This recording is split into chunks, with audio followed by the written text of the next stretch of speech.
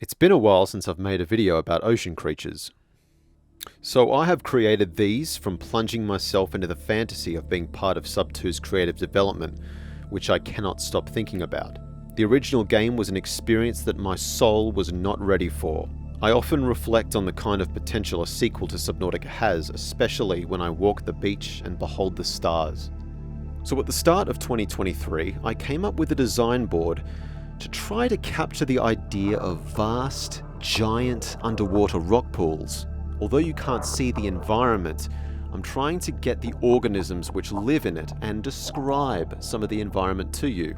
I did this along with a brainstorming board of general thoughts to consider for the sequel, and I sent this to the lead designer of Subnautica.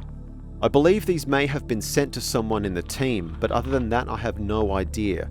All I can do is entertain the idea that I could help to communicate the importance of how much potential this game has if it remains true to the nature of the ocean and to the heart of the original game. There is so much to talk about, but in this video I'm going to share a glimpse of a creature that demonstrates some pretty cool survival instincts in its natural habitat.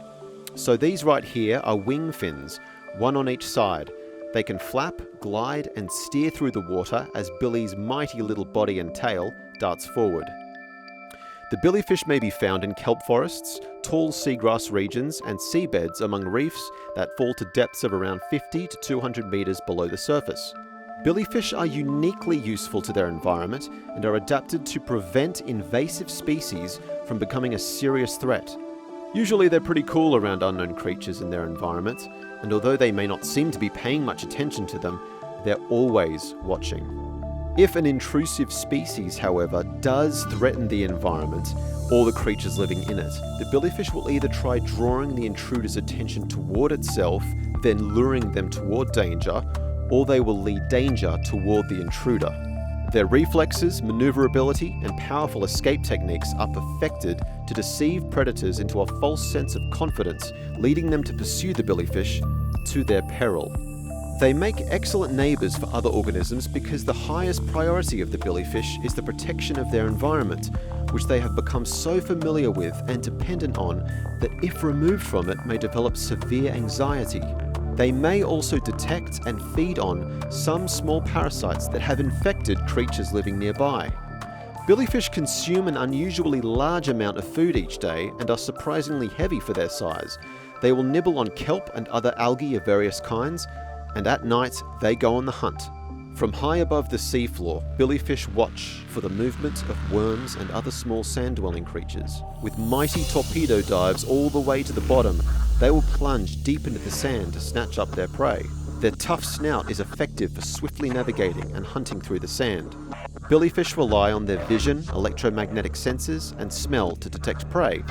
But more importantly, they must be wary, vigilant, and as swift as they can be, for other unknown dangers may be lurking among the sands. Cunning mollusk creatures will snap up billyfish that are unfortunate enough to come just a fraction too close. As the open ocean is to be feared, so the seafloor is not to be disturbed. So I hope you found that interesting.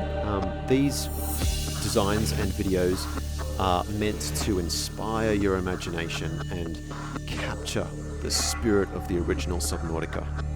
And if you haven't played the game yet and you've lasted this long, I am very, very jealous of you because I will never be able to play it for the first time ever again, which you may be able to do. So don't watch any playthroughs of it longer than like 20 seconds and just dive in to the experience.